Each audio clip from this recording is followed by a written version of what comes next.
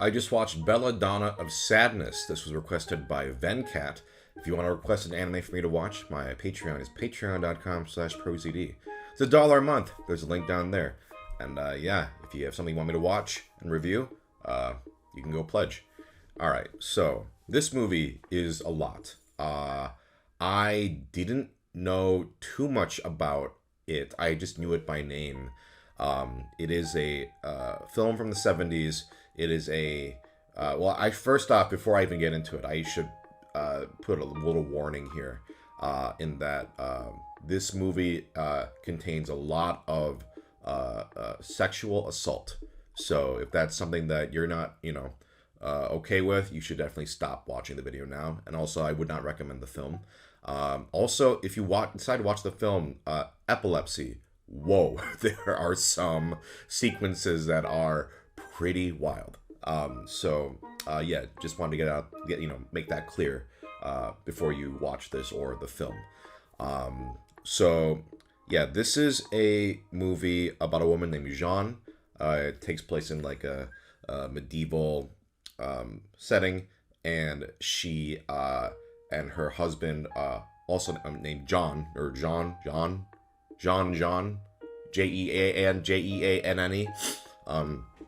They're this couple, and then this lord basically demands like payment. He rapes Jean, and then it's this whole very just man. Sorry for context. I'm super jet lagged. I watched this movie, and because I woke up today at I went to bed like 6 a.m. I woke up at 8 a.m. Not by choice. And then after watching this, I talked to my wife, and I said, I watched this movie, and she was like, what did you think? And I was like, I can't even process it right now. And then I crashed for like 5 hours. And I just woke up. It is evening now. It is, so sorry if my thoughts are kind of like all over the place. But I think it kind of fits this film, in a sense. But anyway, so Jeanne, she has this horrible thing happen to her. She, this sort of like fiend or little spirit comes to her, and like basically promises her power. However, how does she get that power? Through more rape.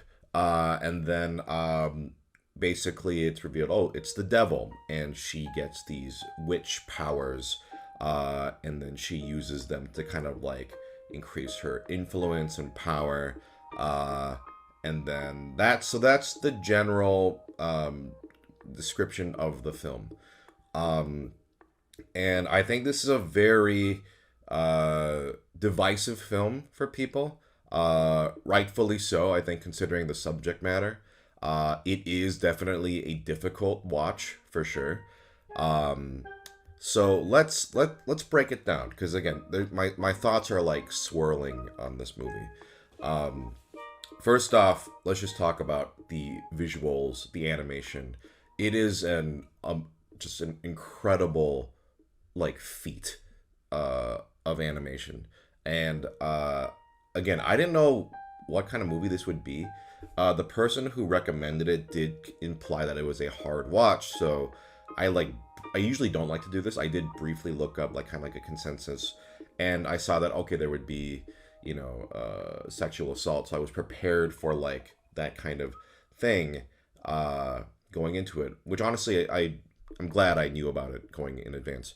And it is man, like I thought, because it starts out, a lot of the film, especially in the first half, are like these still image watercolor paintings, which are really gorgeously drawn. And then it's voiceover over them. And apparently it was because of budget issues, but I will say it was not to the film's detriment. I think the paintings are just gorgeous to look at. It is a unique presentation. And if the whole movie were like that, maybe it would get a little old, but as the movie goes on, it becomes more and more abstract and very psychedelic and surreal and maybe even gratuitous. But it's just this, you know, it's very 70s and it's very like just bombastic and it's a lot. What's interesting about this movie is I didn't know it's part of like a trilogy of these sort of like they're called anime rama, and they're these adult oriented films. Apparently, Osamu Tezuka was actually involved with the first two, but not this one. And this one is much darker in tone, while the other two are more comedic. This one is not a comedy; it is a dark, it is a dark film. Um, but yeah, visually, my God, there are sequences in this that are haunting, that are just and then it just twists and turns into just like, it starts as these still watercolor paintings, but then it becomes this like psychedelic, just surreal stuff. Some like really out of nowhere cartoony stuff. It is a just wild experiment of animation, and wow, it is pretty breathtaking to look at. I also think the music in this movie is fantastic. It has these sad ballads, but then it also it's just this very just funky, like again, sort of like very 70s psychedelic sort of like vibe that and sometimes the music just goes so in contrast with what's happening on screen, and yet it just, oh man, it was a wild movie.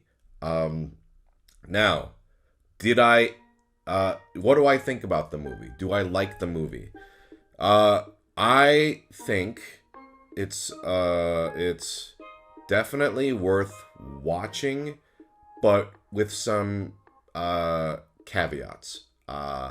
Like basically, it is a film about sexual violence against this woman, and it is written by two men, and it is I think for a lot of people, watching it, it's going to be very gratuitous, and it is gratuitous. Like it is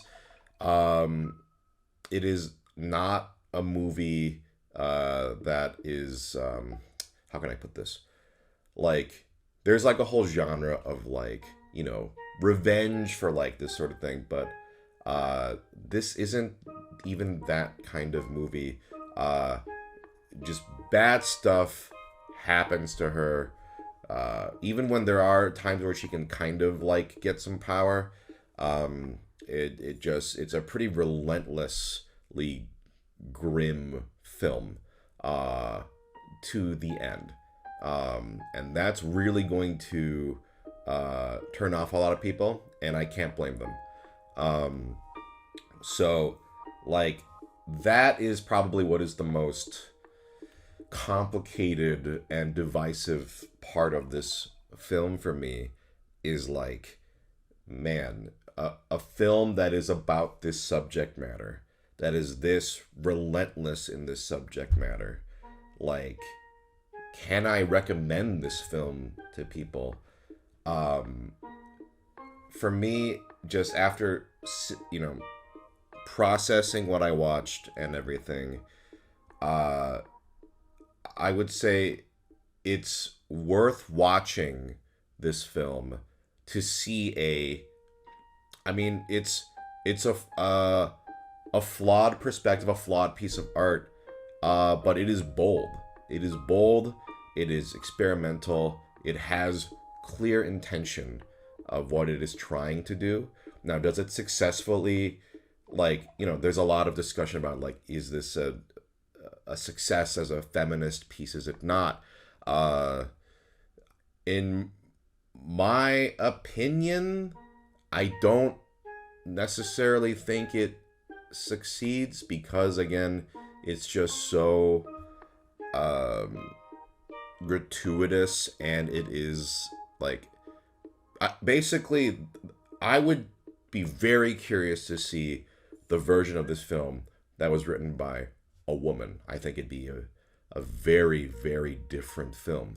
Um, so considering it is a movie like about this written by men, it doesn't really land that for me. However, just as an experience, if you are someone who just wants to experience, animation that is extremely unique, extremely intentional in its messaging and its art, like its intent. Uh, it's it's yeah, it's I think worth a watch. With all of that in mind, that it is a divisive, not perfect, but what art is not, what art is perfect? There is no perfect art, right? Um, Man, and listen, like I'm definitely open to people's opinions who have seen this movie. It's a movie that I will remember, and to me that is a strong point for the film, in that not to keep not to keep dogging on like Angel's Egg, but I can't help but kind of be reminded of Angel's Egg, in that Angel's Egg is also a very experimental film, but to me the intention is admittedly, by Oshi's own admission, not like I feel like he doesn't know, whereas with this movie I'm like, I know what they're going for, and it's a just wild experience to see, and anyway, sorry if this is completely incoherent. My apologies, but it is just, if you watch this movie, I think you'll see why I'm like struggling and just trying to piece together exactly how I feel about it. Overall, I did enjoy is not the right word, but I'm glad I watched this movie. I think stuff like this that challenges you and sticks with you. It is it's what I'm looking for in the art that I consume. I also just want to shout out that Aiko Nagayama, her performance as Jan is also very haunting. It's a really, really raw performance vocally, and yeah. Anyway, if this didn't make any sense, I'm sorry, but wow, what a movie. All right. If you want to recommend me any other stuff to watch, my Patreon is patreon.com/ProZD. It's $1 a month. There's a link down there. Otherwise, I will see you in the next one. Peace.